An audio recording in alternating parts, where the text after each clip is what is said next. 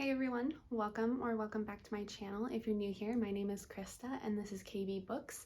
Today I am going to be doing the mid-year freakout tag. It's almost July, so technically the halfway point of the year is not quite here, but I figured I would go ahead and do this video. So without further ado, let's go ahead and just hop right on in. The first question is, what is the best book that you have read so far this year? So for me, since I read a lot of different types of books, I don't pick like one best. So I have picked two books that I think are kind of at the top of my list for pretty much everything. The first one is A Thousand Splendid Suns by Khaled Hosseini. And this book is a really impactful story. It tells the story of two girls at different times in Afghanistan's history, and it kind of follows them each as they grow up. So we start with Miriam, and her father is a very wealthy man who lives in the city, but her mother, I believe, was like her father's servant at one point, and so they kind of live a little bit in exile, kind of out in a more rural area. And so then it follows her growing up, and for her, life has been a lot of just disappointment, really. And then Layla had actually a fairly happy childhood. She grew up with both of her parents. She was loved by both of her parents, but things kind of start falling apart a little bit around the revolution that is happening within Afghanistan. But then Miriam and Layla's stories connect, and it becomes a really beautiful story about friendship and family and hope. It's very emotional, it's pretty sad, but it's also quite happy at times. It tackles a lot of issues around war and grief and loss. If those are things that you can handle and is not gonna upset you, then I think this would be a really good book for you to read. And the next best book that I read is The Strange Case of the Alchemist's Daughter by Theodora Goss. Now this book, it takes place in 1890s London, and we follow the main character Mary Jekyll, who is indeed the daughter of Dr. Jekyll. And throughout the story, she just meets a bunch of other daughters of other literary kind of like mad scientists. So you have Diana Hyde and Justine Frankenstein, Kat Moreau, and Beatrice Rappaccini. It's a lot of fun. There's also a murder mystery component, and Sherlock Holmes and Watson are there. So there's just a lot going on, but I really enjoyed it just because of how like fun I found it. It was a lot of fun and kind of refreshing. I also love how it's written. It has little interjections from the characters because it's written in a way that one of the characters is actually recording the story at a later time, and the other characters are kind of watching her as she is writing it, and they'll be interjecting, like they'll say, "I never said that," or "that didn't happen," or "you're exaggerating, don't be so dramatic." And it's really fun because even though it lowers the stakes, I think it also brings an added layer of like their characterization and also their relationship. So I thought that was really fun, and yes, I love this book so much. Definitely gonna be a favorite of the year. The next question is, what is the best sequel that you have read so far in 2021? Now, I've only read two sequels this year, and both of them were rereads. So for me, I was like, I don't really know what to do for this one, but I selected Wolf Speaker from the Immortals Quartet by Tamara Pierce. And I'm not going to talk a lot about it because it is a sequel, so if you haven't read the series, I don't want to spoil it for you. And this one is kind of funny because a lot of people who have read this series don't actually like this book. Like, it's generally the lowest rated book in the entire series, and I think also one of her just like lowest rated books in general. But I still think it's good. I think it's a little bit important for world building, especially with the type of magic that Dane has. I think it's a very important book. So while it may not necessarily be a great book story-wise, I think character-wise and world building, it's very important. The next question is, what is a new release that you haven't read yet but that you want to? So for me, this would probably be The Witch's Heart by, I believe, Genevieve Gornichec. This book is a Norse mythology kind of world where there's the witch, and she has in some way drawn the ire of Odin, who, for those who don't know, is like the king of the gods. And so she goes and she's hiding out, and there she meets Loki. They have children, and from there I don't really know, which is why I want to read it. It just sounds interesting. I have it on hold at the library and it's taking forever, so fingers crossed I get it soon. The next question is, what is your most anticipated release for the second half of the year? And for me, that is definitely going to be Suki Alone. Suki Alone is part of the Avatar: The Last Airbender comic series, which, if you can't tell,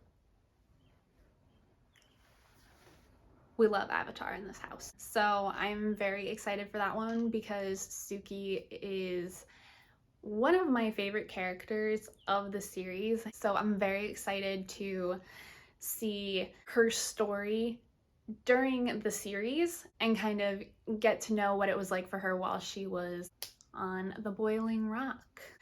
That comes out actually, I believe, around July 20th, July 21st, something like that. So don't have to wait super long for that. I'm very, very excited.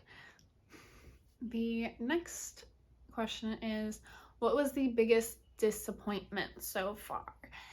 And for me, that would be The 9 Lives of Rose Napolitano by Donna Freitas. This book follows Rose Napolitano, of course, and the book starts out where she is having an argument essentially with her husband because they got married with the idea that they were not going to have kids because Rose never wanted kids. An undisclosed amount of time later in their marriage, Luke changes his mind. The premise of the story is that it follows Rose in 9 different dimensions, I guess, where her life becomes different based on decisions that she makes at some of these crucial points. Now, I was excited for this. I thought it would be interesting. But first of all, I think 9 lives was too many. It was a little bit challenging to keep them straight, especially because some of them were so similar. So it was like, okay, which of these lives am I reading about? I don't get it. Also, I did not enjoy Donna Freitas' writing style. She used a lot of similes that did nothing to actually improve the storytelling, and I felt it was very annoying. There was one word that she just kept using over and over and over and over, and I'm glad I've forgotten what the word was because for a long time it really bothered me. But her writing and I just did not connect. But my biggest pet peeve was I could not stand Rose as a character. She was terrible. I did not care in the least bit what happened to her. And it wasn't even just in certain lives of hers that I didn't like her. It was across all of them. She was self-centered, very dramatic, and just overall, I did not like her. So yeah, that was by far my biggest disappointment of this year so far. The next question is, what was the biggest surprise of the year so far? And for me, that is Sooo by Madeline Miller. That book was so good. The book follows the life of Sooo, who is the daughter of a titan and a nymph, and so she's just kind of this special being. She's essentially a witch, and it follows her life, and she eventually becomes seen as like a threat to the gods, and as punishment for some things that she's done, she gets kind of placed on this island. It's very character driven because a lot of times she is alone, even though she is meeting a lot of really well-known characters, but she also is, you know, very sad through all of it. She's very lonely. At the beginning, I didn't think I was going to like it because in the beginning it's so slow and Sooo has no personality. She's just kind of there and everyone else just like walks all over her. But it's a really great story about her kind of overcoming all of these things and her realizing that like I am in my own right a powerful and great being. I'll just say being. And her kind of coming into that and also allowing herself to reimagine what her life might be like. And then the ending, oh, the ending was so good. Yes. It was such a nice book and I highly recommend it. The next question is, who is your favorite new author? And that can be new to you or a debut for the author. And for me, I have two. So the first one is B.B. Alston, who wrote Amari and the Night Brothers. I just thought that Amari and the Night Brothers was so well written and it was such a fun story that it kind of just like really pulled me in, and I read it so quickly because I just couldn't put it down. The writing was just so good. The next author is Madeline Miller, who wrote Sooo, which I just talked about, and I think that it takes a lot of skill to be able to write such a character-driven story and also to just like pull all of those emotions out of a reader that were kind of pulled out of me while I was reading it. So those two are definitely like top tier authors and I'm very excited to read more from both of them. The next question is, who's your newest fictional crush? So my newest fictional crush is Captain Wentworth from Persuasion by Jane Austen. I don't know if I can properly explain why, but I love his character development through the whole thing. Like, he seems this very spiteful kind of guy, and towards Anne he's really distant and unfeeling. He only talks to her like when it's absolutely necessary and he can't avoid it. And, you know, to a certain extent, you kind of get that. They were engaged at a point and then she broke it off because one of her friends didn't think that the match was a good one. So they kind of convinced her like, hey, maybe you should, you know, not marry him. And she listened. But the thing is, it's like 8 or something years later and he is still just like, I have not forgiven you. Then as the story progresses, you kind of understand that he's just like really hurt and he's still very much in love with her, and the note that he leaves her is so cute. And in some ways he kind of reminds me a little bit of my partner, and obviously since Captain Wentworth kind of reminds me of him, automatic crush alert. Next question is, who is your new favorite character? My new favorite character is Mary Jekyll, just because I just love her. She's just very no nonsense, like, I have my goal, this is what I'm doing, we're gonna go and accomplish that. And she kind of doesn't let people like tell her no. Like, when she gets something into her head, like, she's gonna do it.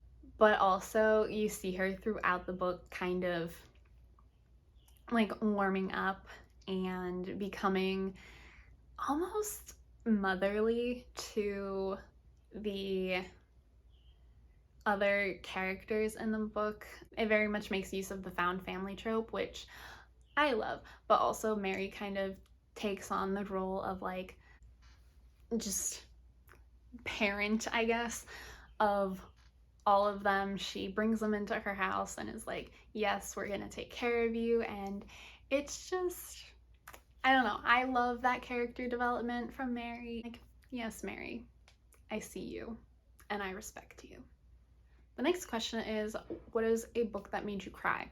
And the answer to that is none.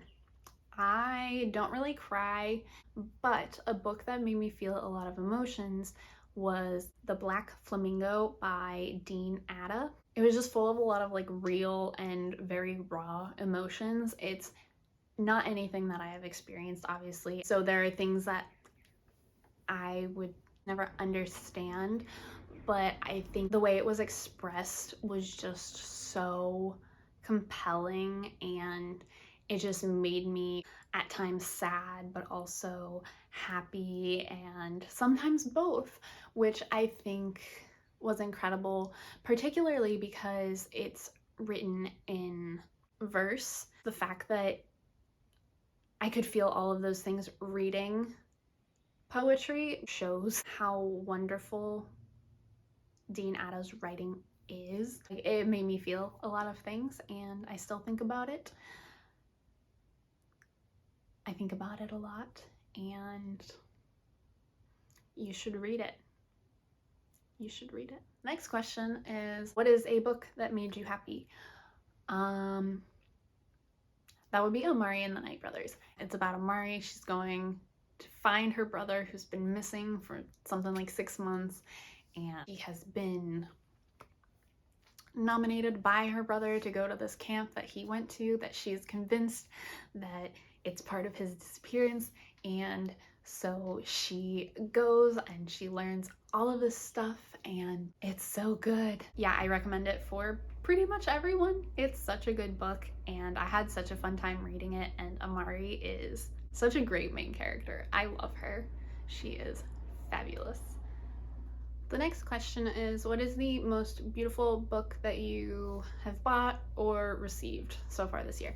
And I haven't really bought or received a lot of books, and none of them would I classify as like pretty, but one of the covers that I really like, and I can't even really describe why, is the cover for Maplecroft by Cherie Priest.